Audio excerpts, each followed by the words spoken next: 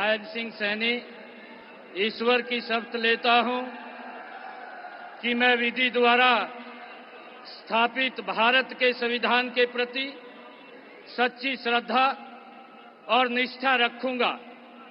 मैं भारत की प्रभुता और अखंडता अक्षुण्ण रखूंगा।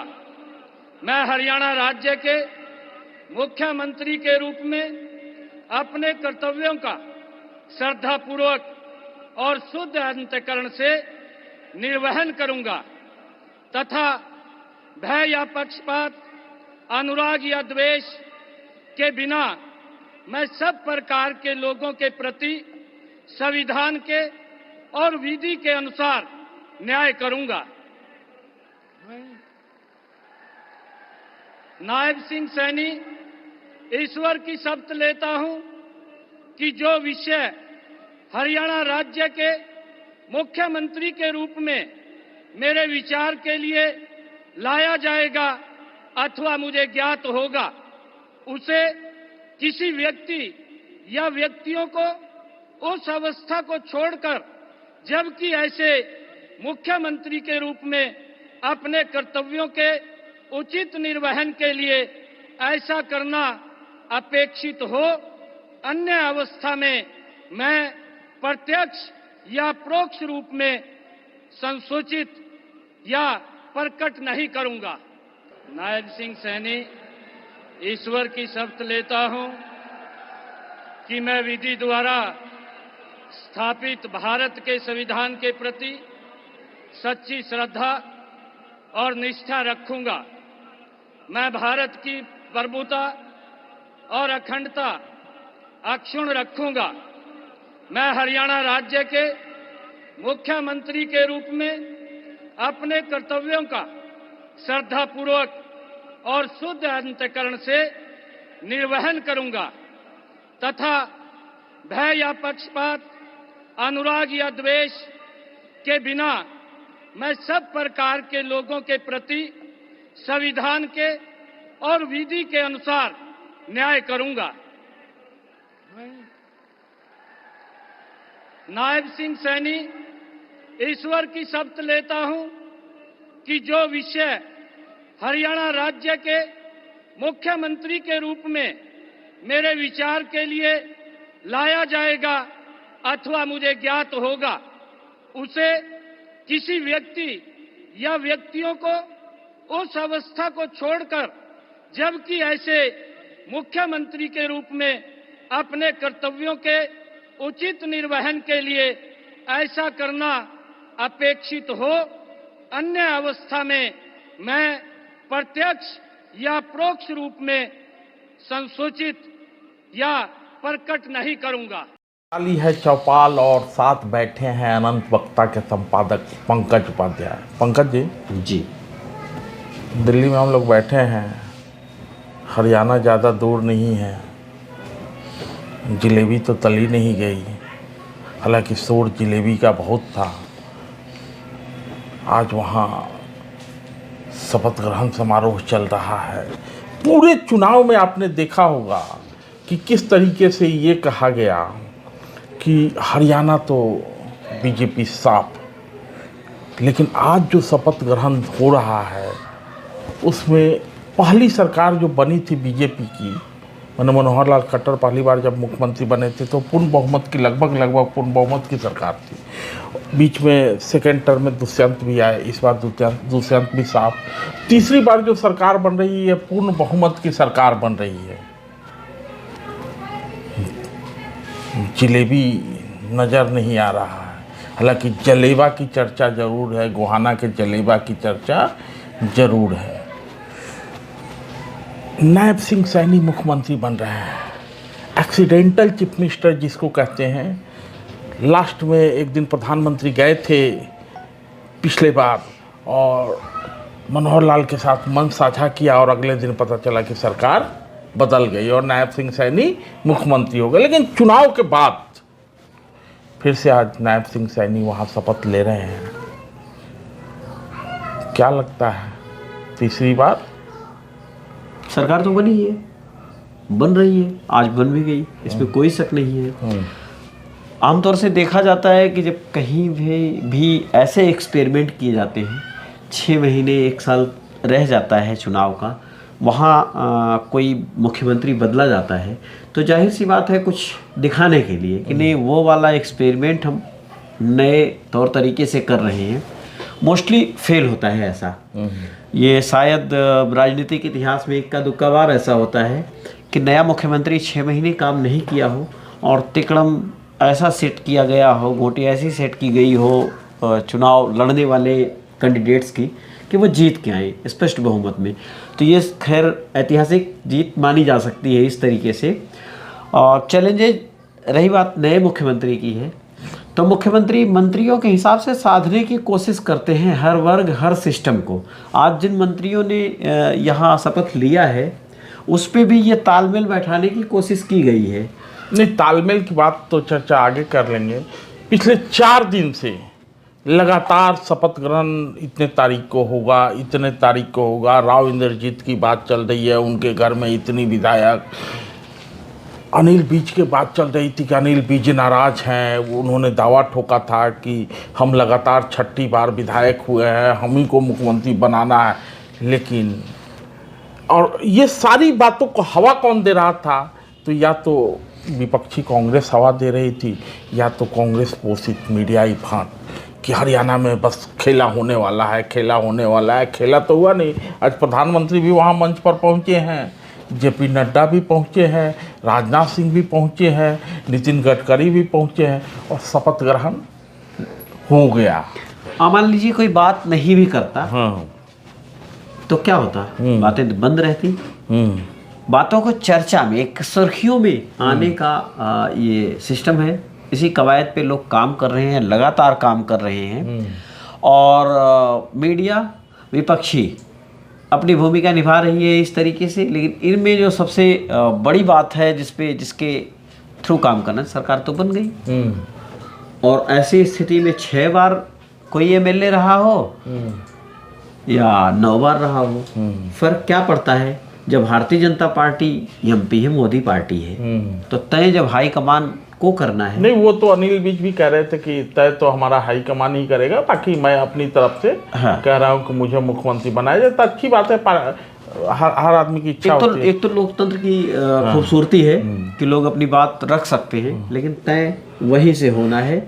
और तय होने में ऐसा कुछ नहीं है जिसकी वजह से पेच पाए। जब तय भारत सरकार के साथ नहीं हो पाया, लोग कहते थे कि नीतीश कुमार अलग से डिमांड रखेंगे, चंद्रबाबू नायडू अलग से डिमांड रखेंगे, ये मंत्रालय वहाँ चाहिए, वो मंत्रालय। जब इन चीज़ों को सध के प्रधानमंत्री और टॉप 5 के जो कैबिनेट स्टेटस के मंत्री हैं, इनके साथ ही वो सारे के सारे इनकी पसंद के रहे, सारा सिस्टम बन गया, तो यहाँ कोई बड़ी बात तो है नहीं। ये तो भाजपा के ही लोग हैं। तो 14 लोगों ने आज शपथ लिया है जी। स्वाभाविक है कि नायब सिंह सैनी मुख्यमंत्री के रूप में शपथ ले चुके हैं। और उसके बाद अनिल विज, अरविंद शर्मा, कृष्णलाल पवार, राव नरवीर, विपुल गोयल, श्याम सिंह राणा, रणबीर गंगवा, कृष्ण बेदी, श्रुति चौधरी, आरती राव, राजेश नागर, गौरव गौतम जी। ब्राह्मण भी हैं, गुजर भी हैं, एससी भी है, पंजाबी भी है, जाट भी है, राजपूत भी है। हाँ, मैं इसमें अरविंद शर्मा को बेहतर तरीके से जानता हूँ। उनका मेरा तालमेल ऐसे एक सामाजिक व्यवस्था के नाते होता है। मैं ब्राह्मण हूँ, वो ब्राह्मण हैं, तो इसलिए मेरे कुछ रिलेशन में बातें बनती हैं। मैं उनके बारे में बताता चलूँ आपको। इसके पहले वो सांसद थे। भूपेंद्र हुड्डा के बेटे दीपेंद्र हुड्डा से हारे हैं चुनाव, विधायक बने हैं। मंत्री बनना उनका कमोबेश तय माना जा रहा था। और अगर डिप्टी सीएम 2 बनाए जाते हैं तो उनका बनना भी लगभग तय है, क्योंकि तीसरे नंबर पे उन्होंने मुख्यमंत्री पद की शपथ भी कैबिनेट मंत्री की शपथ लिया है। डिप्टी सीएम जैसी कोई पोस्ट होती नहीं, तो इसलिए कैबिनेट वाले ही डिप्टी सीएम बनाए जाते हैं। तो कौन मंत्री बनेगा, कौन उप मुख्यमंत्री बनेगा, ऐसे तो कहा जाता है कि मंत्रिमंडल हमेशा मुख्यमंत्री का विशेषाधिकार होता है। लेकिन ये सब संवैधानिक बातें हैं, कहने सुनने की बातें हैं। हाईकमान सब तय कर देता है। कौन क्या बनेगा। अभी पंकज जी अरविंद शर्मा की बात कर रहे थे तो मुझे ध्यान आ गया कि अरविंद शर्मा एक कार्यक्रम के दौरान अमित शाह मंच पर थे और अमित शाह ने अरविंद शर्मा को आवाज़ लगाई, शायद सुन नहीं पा रहे होंगे, तो अमित शाह ने कहा अरविंद भाई इधर आइए, इधर आइए, इधर आइए। तो नेताओं में तो आपसी संबंध होते ही हैं। और कांग्रेस के लिए क्या बचा है, क्योंकि हरियाणा भी गया, जम्मू भी गया, 2 राज्यों में और चुनाव होने हैं और दोनों राज्यों में कमोबेश देखिए तो हरियाणा में तो आमने सामने की लड़ाई थी,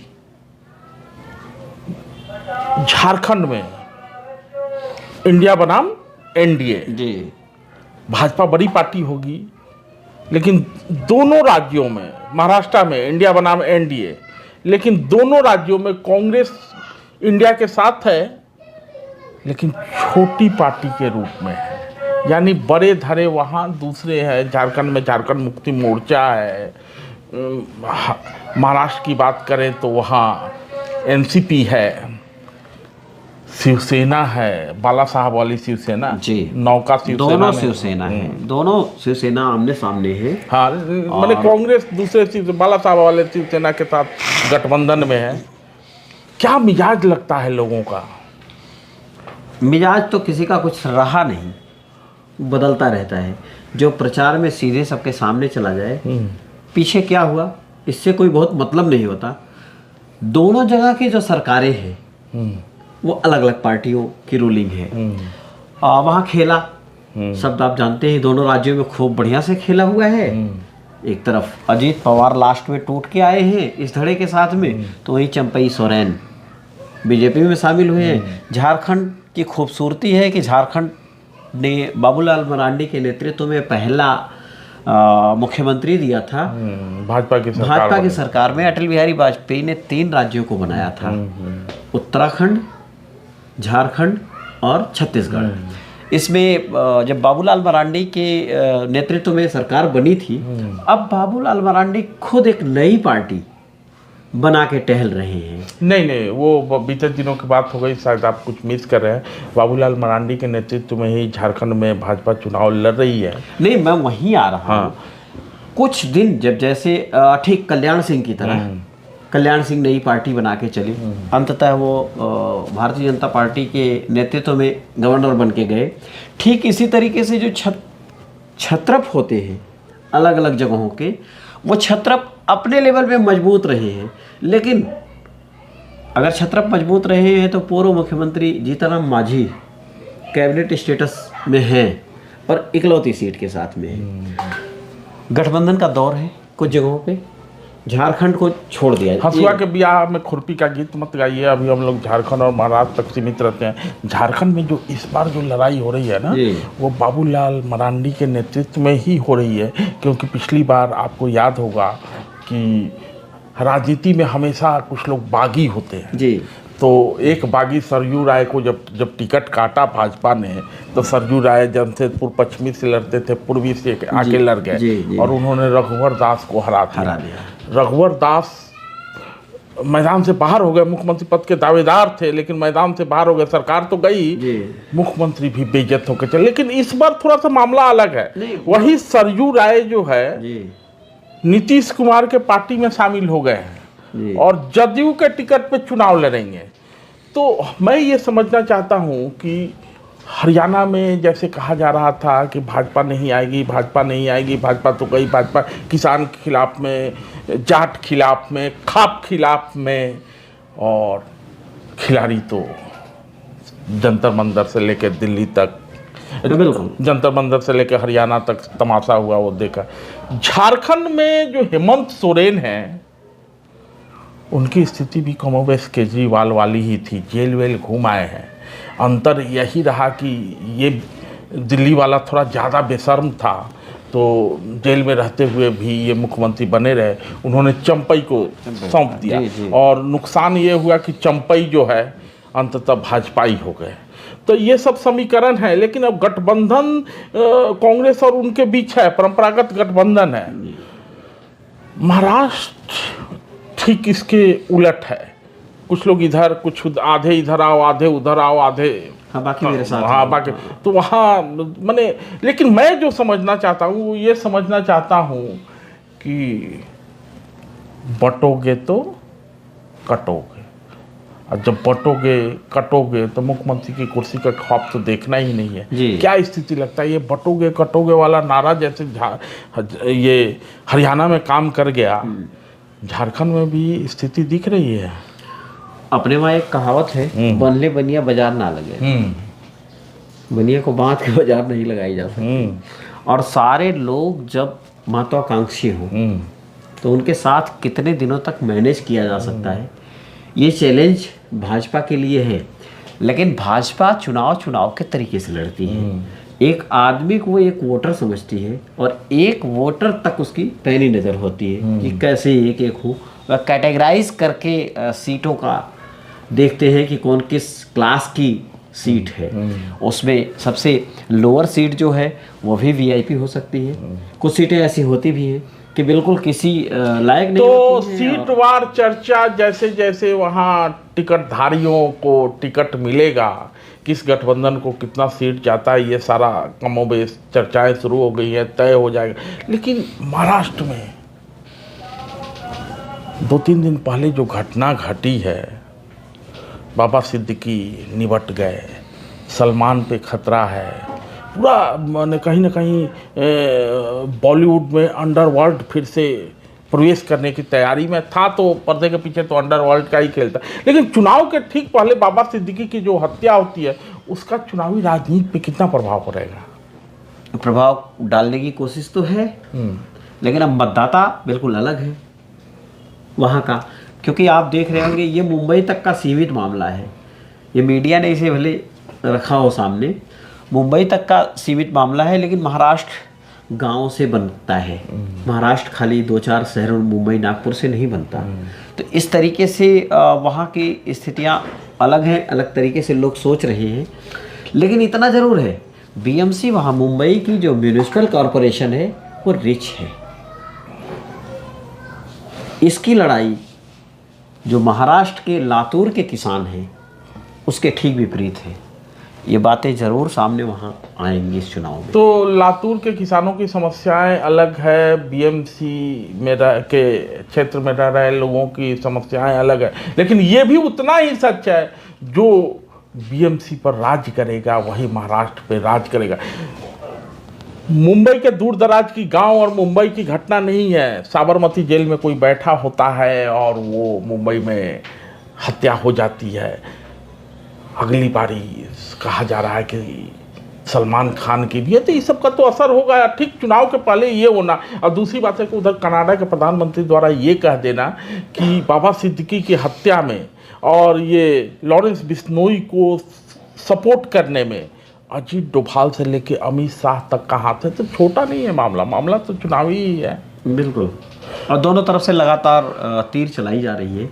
किसकी तीर कहाँ फिट बैठती है नवंबर महीना बता देगा। तो तीर किसकी फिट बैठती है, क्योंकि उधर शिवसेना के पास भी तीर है, इधर जदयू के पास भी तीर है, और नीतीश कुमार गांधी मैदान में रावण वध करते समय तीर चलाने के लिए धनुष ताना ही था, तब तक धनुष सहित तीर फेंक दिया।